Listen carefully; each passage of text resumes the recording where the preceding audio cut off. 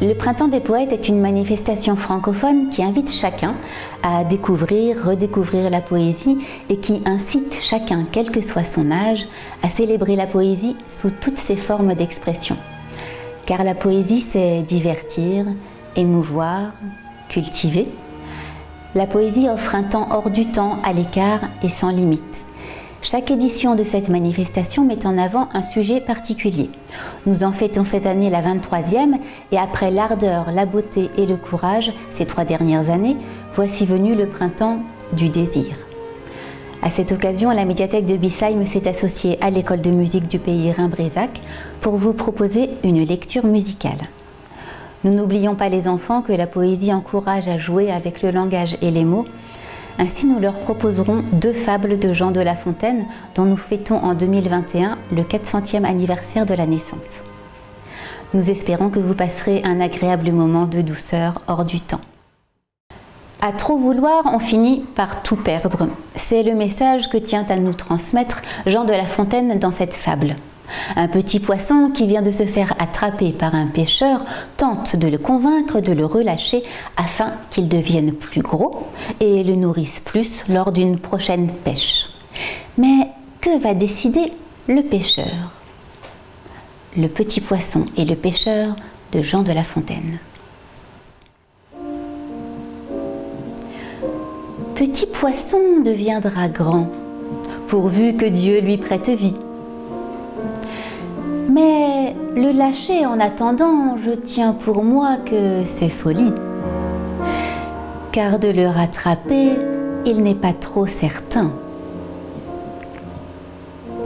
Un carpeau qui n'était encore que fretin fut pris par un pêcheur au bord d'une rivière. Tout fait nombre, dit l'homme en voyant son butin. Voilà commencement de chair et de festin. Mettons-le en notre gibecière.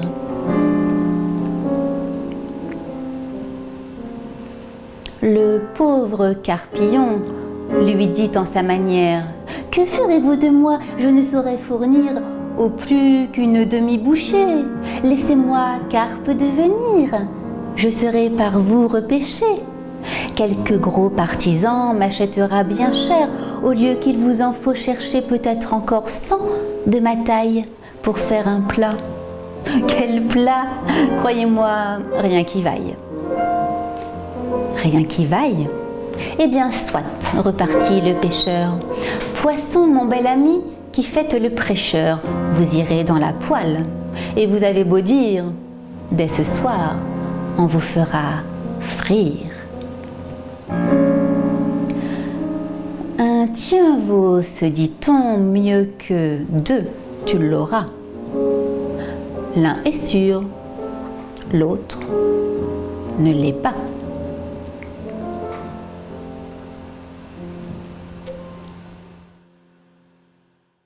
La jalousie n'amène jamais rien de bon, c'est ce que nous dit Jean de La Fontaine dans cette fable. La grenouille, la toute petite grenouille, est jalouse du bœuf. Figurez-vous qu'elle a envie d'être aussi grosse que lui. Elle a vraiment perdu la tête. Elle fait donc tous ses efforts pour s'arrondir, mais... La grenouille qui veut se faire aussi grosse que le bœuf, de Jean de La Fontaine. Une grenouille vit un bœuf qui lui sembla de belle taille. Elle qui n'était pas grosse en tout comme un œuf, envieuse, s'étend et s'enfle et se travaille pour égaler l'animal en grosseur, disant « Regardez bien ma sœur, est-ce assez, dites-moi? N'y suis-je point encore? » Nenni.